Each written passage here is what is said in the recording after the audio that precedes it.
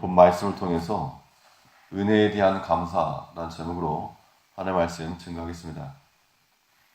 큰 것이 되었건 작은 것이 되었건 은혜로 된 것을 아는 사람은 감사를 표하게 되어 있습니다. 반면 아무리 좋은 것을 얻어도 은혜로 알지 못하는 사람은 당연하게 여기거나 도리어 불평을 하더라도 감사하지는 못할 겁니다. 우리 믿음의 성도들은 매사 모든 것에서 하나님의 은혜를 발견하고 또 감사할 수 있어야 됩니다. 이것이 하나님께서 우리에게 교육하시는 방침입니다.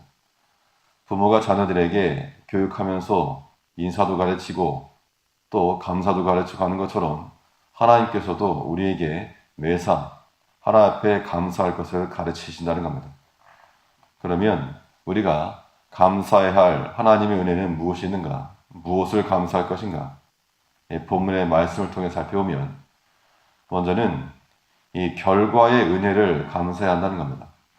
결과로서 주신 그 은혜를 감사할 것인데 하나님께서 필요를 따라 채우신 결과로서 하나님께서 주신 것에 대해 감사하는 마음을 가져야 됩니다.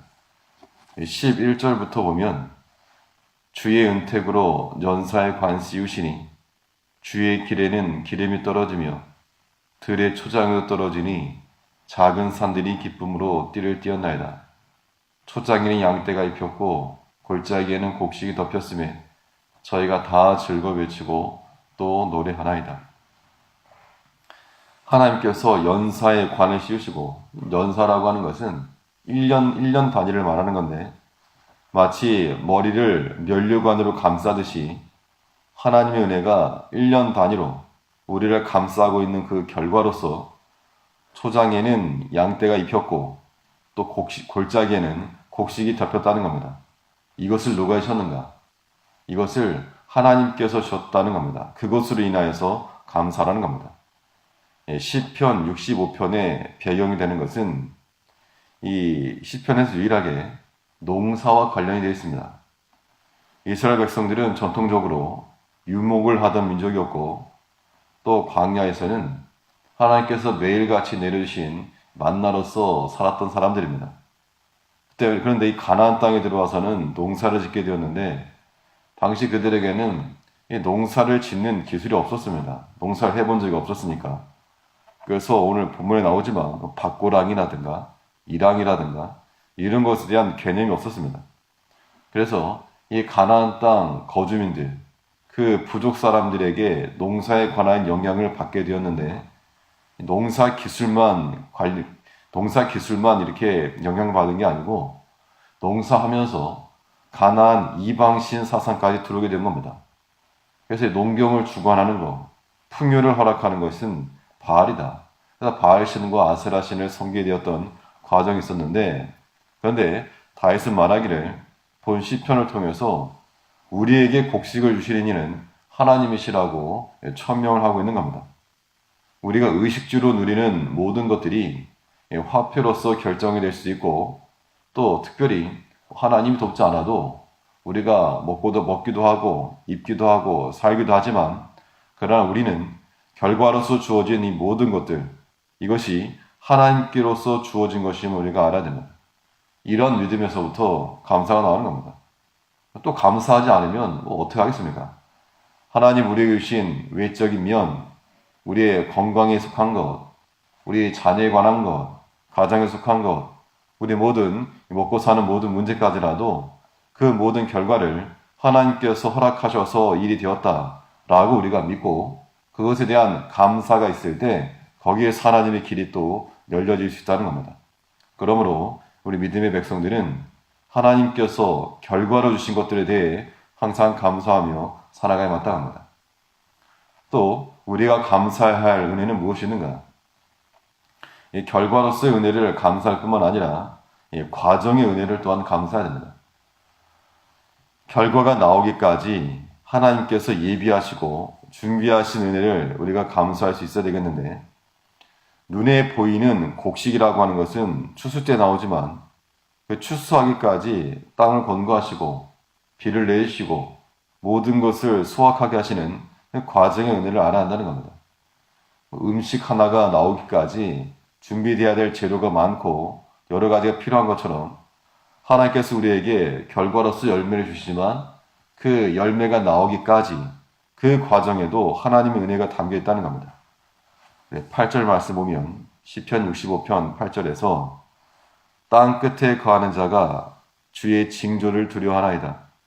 주께서 아침 되는 것과 저녁 되는 것을 즐거워하게 하시며, 아침과 저녁이 된다는 것은 하루의 일과가 지나는 것만이 아니고 여기는 해가 뜨고 또 해가 지는 것을 의미하는 것인데, 하나님께서 매일같이 햇빛을 비추셨다는 겁니다. 열매라고 하는 것은 한 번 얻지만, 그러나 그 열매가 임하기 전까지 연사에 그 1년 동안 하나님께서 햇빛을 주심으로써 이 열매를 맺혔다는 겁니다. 그 과정에 은혜가 있었기 때문에 출세의 결과가 있다는 것을 우리가 알아야 한다는 겁니다. 햇빛만이 아니라 이 곡식을 얻기까지 필요한 모든 것들을 하나님께서 예비해 놓고 주셨다 했습니다. 그렇기 때문에 이것이 하나님의 은혜라는 거죠. 9절 말씀을 보면 땅을 권고하사 물을 내어 심히 윤택케 하시며 하나님의 강에 물이 가득하게 하시고 이같이 땅을 예비하신 후에 저희에게 곡식을 주시나이다. 하나님께서 우리에게 곡식을 주시는데 그것만 감사한 게 아니었고 그 이전에 곡식이 나오기까지 땅을 권고하시고 비를 주시고 또 하나님께서 모든 것을 예비하신 후에 곡식 주신 것에 대한 감사를 말하고 있는 겁니다. 땅을 권고하사 물을 내어, 이거는 애굽에서는 자신들의 노동을 통해 나일강에 있는 물을 끌어다가 곡식을 얻었습니다. 그래서 그 나일의 풍요가 자기 자신들의 노동으로 되었죠. 그러나 이 약속의 땅에서는 하나님이 내려주시는 피로 곡식을 얻었다는 겁니다. 이것이 그래서 은혜라고 하는 겁니다. 또 뿐만 아니고 이 강에 물을 가득하게 하시고, 하나님의 강에 물이 가득했다 그랬는데 여기서 말하는 강이라고 하는 것이 표면적으로는 시냇가를 말하지만, 그러나 우리가 근본적으로 궁극적으로는 이 하나님의 강이라고 하는 것은 아래에 있는 시내가 아니고 위에 있는 구름이라고 우리가 해석해야 됩니다. 위에 떠 있는 그러한 강에서부터 하나님께서 필요를 따라 적당한 때에 내려주신다는 겁니다. 이러한 믿음이 우리에게 있어야 되는데, 그 곡식의 열매를 얻기까지 그 과정에 필요한 모든 것 하나님께서 예비해 놓으신 은혜로 얻고 있다는 겁니다. 이것이 우리에게 고백되어야 됩니다.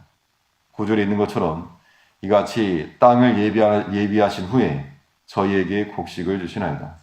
그렇기 때문에 왜 지금 열매가 없는가 그렇게 생각할 것이 아니라, 하나님께서 우리에게 열매를 주시기 위해서 지금 예비하고 계신다.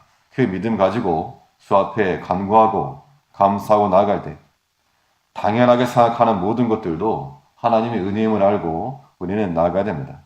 곡식을 주신 것만큼이나 과정에서 주신 은혜를 감사하는 것이 마땅하다는 겁니다. 열매만 복된 것이 아니라 그 씨앗까지도 복된 겁니다. 10절에서는 주께서 밭고랑의 물을 넉넉히 대사 그 이랑을 평평하게 하시며 또 담비로 부드럽게 하시고 그 싹에 복을 주시나이다. 우리의 모든 감사의 제목은 눈에 보이는 열매가 아니라 그 과정까지라도 하나님 예비하신 모든 것, 혹은 땅 속에 있어서 보이지도 않는 숨은 작은 씨앗까지라도 하나님이 복 주셔서 되는 것임을 알고 모든 것에 하나님 은혜로 알고 살아갈 수 있는 우리가 되어야 됩니다. 열매뿐만 아니라 모든 과정의 은혜까지 감사할 수 있는 우리가 되어야 될 것입니다. 기도하겠습니다.